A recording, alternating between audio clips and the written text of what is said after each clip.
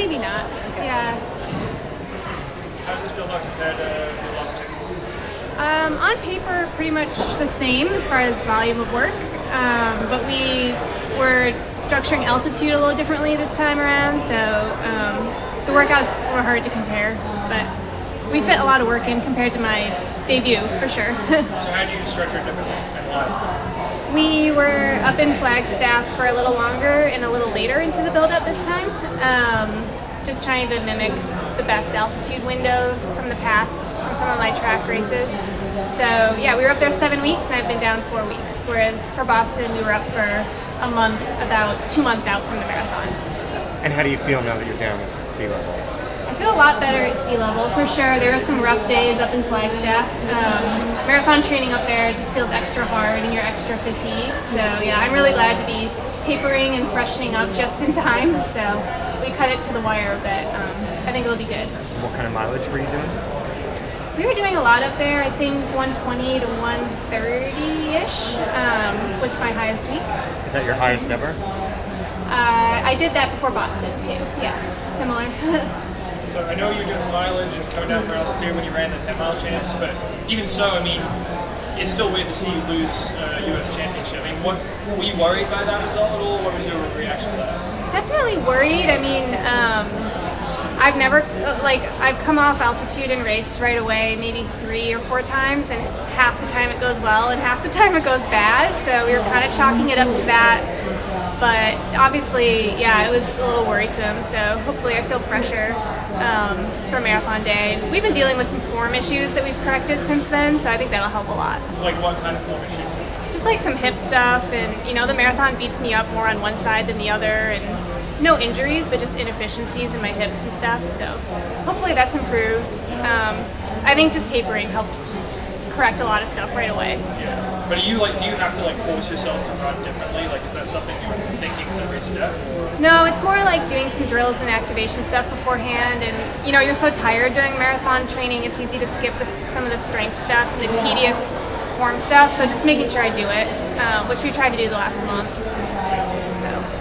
What from the last time you ran here do you think is going to help you particularly on Sunday this time around? Just confidence that I've done it well once, and I had a better build-up this time than for my debut.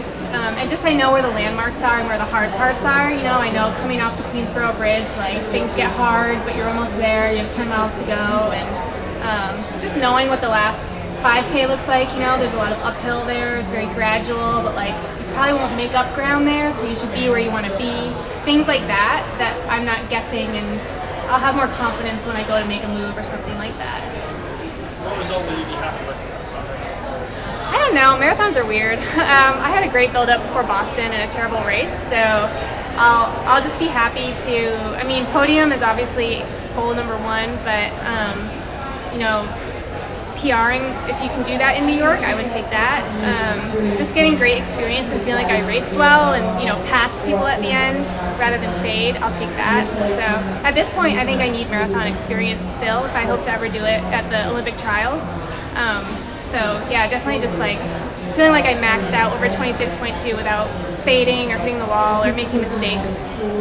When you turn to the marathon, do you think like one day I want to win a major, or like is that something that has entered your mind recently with the Americans winning? Has that changed how you think about your marathon career? Yeah, I think it definitely raised the bar and showed that it's possible, especially winning 2 majors in 1 year with Desmond Chilane. I think just shows that, you know, it can happen not once every 20 years, not once every 10 years, like it can happen. So it's definitely become a goal more at the forefront of my mind, and you know, they've run a lot of marathons, so it takes learning every single time you go out there to mold that perfect race.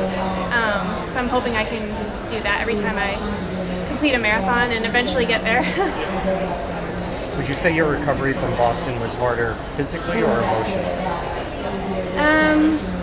I'd say it was a bit rough physically because I had some tooth stuff going on too.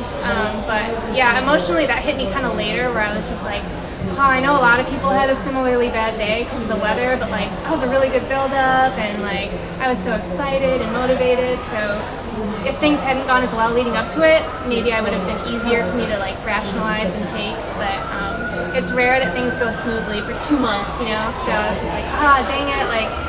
But that sank in, and then I was like, okay, on to the next thing, and yeah, definitely have goals I still need to check off. So I just wish I could learn more from it. I feel like the weather was such an overwhelming variable. It was hard to see what worked and what didn't for me. When you said it hit you later, did you mean later that day or like weeks or months later? Yeah, like 2 weeks later, I was like in the dentist's office, and I was like, oh man, like I'm just sitting here thinking about it, and it's just hitting me. So yeah. Do you put any stock in the result, like your place? Do you like, this is a reflection of what I was like, or are you just like, the weather screwed everyone right now?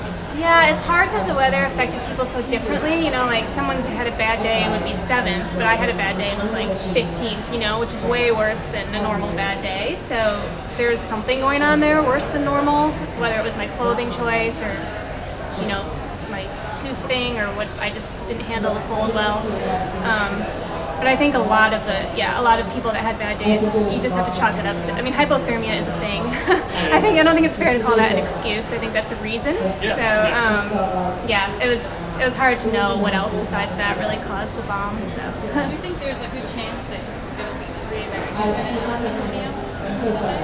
I mean, that would be amazing. That would really show how strong we are in the marathon world. But Vivian Chariot and Mary Katani are more than formidable opponents, especially Mary in New York. She really knows the course. So it would be cool. Definitely not impossible. Maybe 5 years ago I'd say it was impossible. So that'd be exciting. That'd be the dream. Are you excited for your training partner, Emily Sisson, to move up to marathon? Yeah, definitely.